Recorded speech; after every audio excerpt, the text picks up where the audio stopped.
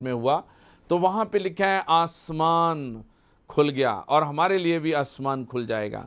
फिर इसी बरकत के हवाले से बपतिस्मा के चौथी बात हमारे सामने आती है कि ये हमारे लिए आसमान पर और ज़मीन पर इस रस्म के साथ खुदा एक बयाने में मोहर कर देता है और उस मोहर से हम उसके किताब हयात के उसके खुदा के लोगों में शामिल होने का दर्जा पाते हैं।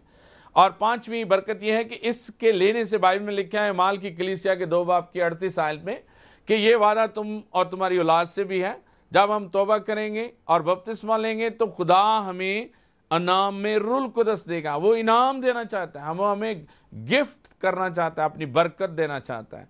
और फिर छठी बात, इससे हम उसकी फर्जंदियत में आ जाते हैं, हम उसके ख़ानदान में उसके बेटे की शक्ल इख्तियार कर जाते हैं। और सातवीं बात, जैसे मैंने पहले बताया कि खुदा हमें तमाम गुनाहों से धोकर पाक कर देता है, माफ़ कर देता है। और आठवीं बात, वो एक नई पैदाइश का सफ़र हमारी ज़िंदगी में जारी करता है और हम खुदा की बादशाह की तरफ चलना शुरू कर देते हैं, जिसमें चलकर एक दिन हम उसमें दाखिल हो जाएंगे। 9वीं बात, खुदा तीतस के ख़त में लिखा है 3 बाब की 5 आयत में खुदा हमारे साथ मलाप कर लेता है। मसीह के वसीले मरकर जी उठने से खुदा की वो दूरी जो गुनाह की वजह से थी और इस रस्म दफन की वजह से, बपतिस्मे की वजह से, हम मसीह के साथ मरकर जी उठने की वजह से हम खुदा से मलाप कर लेते हैं। और 10वीं बात इसकी फ़ायदेमंद यह है कि मसीह की खिदमत में जब हम नई पैदाइश में चलते हैं तो उसके बदन और खून में हम शामिल हो जाते हैं। उसके खून और बदन की जो बरकत हमारी ज़िंदगी में ना मरने वाले शक्ल में बदल जाती हैं। कुछ लोग बपतिस्मे के बगैर, नई पैदाइश के बगैर उसकी रस्म में दाखिल होते हैं और शायरबानी लेते रहते हैं, उनको कोई फ़ायदा नहीं हुआ। बाइबल में लिखा है वो नामनासिब तौर पर लेते हैं। जब हम मसीह में मरकर जी उठने की रस्म में जाते हैं, नई ज़िंदगी में आते हैं, तो फिर मसीह के खून और बदन की बरकत हमें मिलना शुरू हो जाती है। अमाल की कलीसिया और इसी तरह मत्ती की अंजील 28 बाब की 19 आयत में और इसी तरह अमाल 8, 16 और 19, 5 में, रोमियो के ख़त के 6 बाब की 1 से 11 आयत और पहला करंथियों 2 बाब 13 आयत, गलतियों का ख़त 3 बाब 27 आयत, उसमें ये हमको खिदमत मिलेगी जिसमें हम उसके साथ शरीक हो जाते हैं, उसके बदन में शमूलियत इख्तियार करते हैं। इसी तरह 11वीं बरकत इसमें ये सामने आती है कि मसीह के साथ मौत और जी उठने से वो बस्ता हो जाते हैं। लेकिन ये सब बरकतें, गौर से मेरी बात सुने, लेकिन ये सब बरकतें महज रस्म बपतिस्मा से हासिल नहीं होती।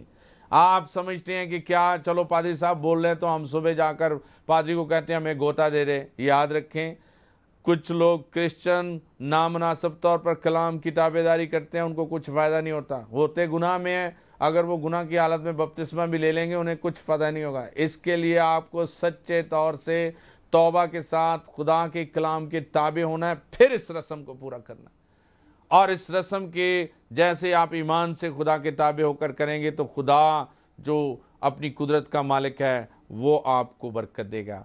और उन्हें जो इस पर ईमान लाकर इस साक्रामेंट में दाखिल होते हैं अपने रूल कुदरत से नवाजता है और वो सरगर्म हो जाते हैं और उनकी ज़िंदगी में खुदा की कुदरत बड़े ज़ोर के साथ उतरती है। और रोमियो 6 बाब की जैसे मैंने पीछे तलावत की थी 1 से 11 आयत, उनकी ज़िंदगी में खुदा अपनी बरकत जारी कर देता है और वो एक नई ज़िंदगी में चलते हैं। बपतिस्मा किन लोगों को दिया जा सकता है, ये एक बड़ा पॉइंट है, इसको भी गौर से सुने कि बपतिस्मा कौन लोग ले सकते हैं या किन लोगों को दिया जा सकता है।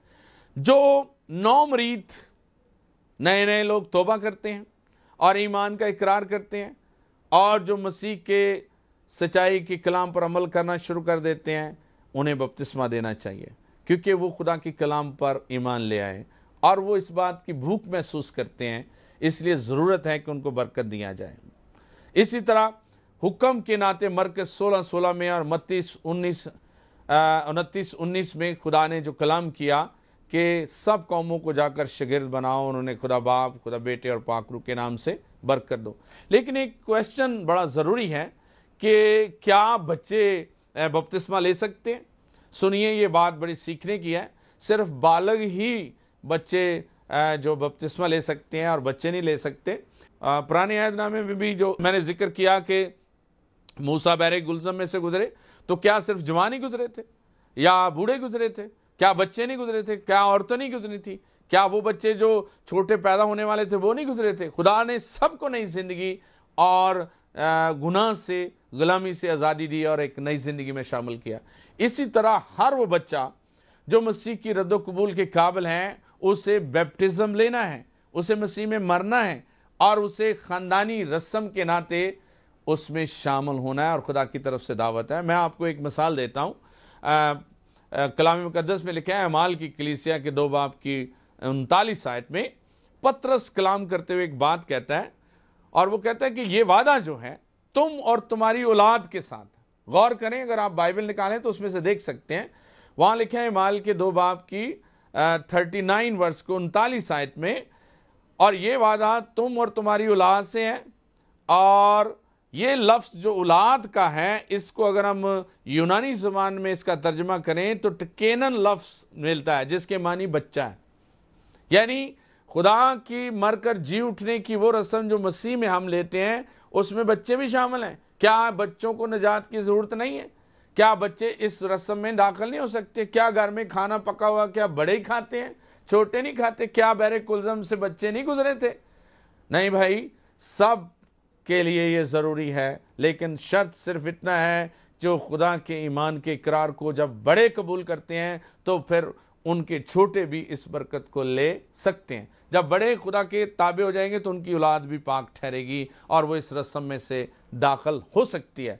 एक और वाक़या मैंने देखा, बाइबल मुकद्दस में लिखा है कि एक जगह पे जब खुदा के खादिम खिदमत कर रहे तो एक दरोगा था। जब उसके सामने खुदा की कुदरत आई और खुदा के बंदे जेल से खुदा की कुदरत उसके फरिश्ते के वसीले आज़ाद हुए, तो उसने डर के मारे कि मुझे मालिक मारना दे, अपने आप को मारना चाहा। तो खुदा के बंदे ने उससे कहा कि अपने आप को रोक, खुदा ने हमें आज़ाद किया है। तो फिर वो इतने खौफ में आ गया, और ये वाक़या बाइबल में बड़े वाज़ेह तौर पर बयान करता है। पहले कुरिन्थियों उसके पहले बाब की 16 आयत और इसी तरह अमाल की किताब में 16 बाब की 15 आयत में कि उसने घराने समेत बपतिस्मा लिया, और गालबन घराने में बच्चे भी शामिल हैं, क्योंकि जब घराने का लफ्ज़ आता है तो उसमें छोटे बड़े सब शामिल होते हैं। इसी तरह कुछ लोग बच्चों के हामी ईमानदार बच्चों को बपतिस्मा देते हैं, कुछ लोग इस बात से थोड़ी सी वो भी करते हैं कि नहीं, बच्चों को नहीं लेना चाहिए। लेकिन इसका मतलब ये नहीं है कि लेना नहीं चाहिए, लेना चाहिए।